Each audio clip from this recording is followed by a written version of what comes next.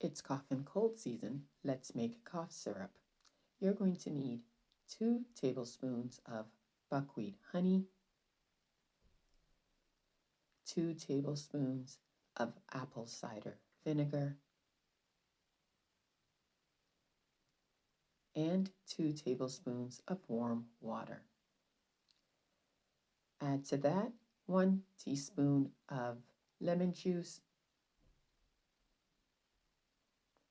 half a teaspoon of ground ginger, and half a teaspoon of ground chili pepper. Totally optional. You can add anywhere from half ml to a full ml of oil of oregano. Mix well. And to give, half a teaspoon to 1 full teaspoon, depending on what is required. To store, place cap and place in fridge.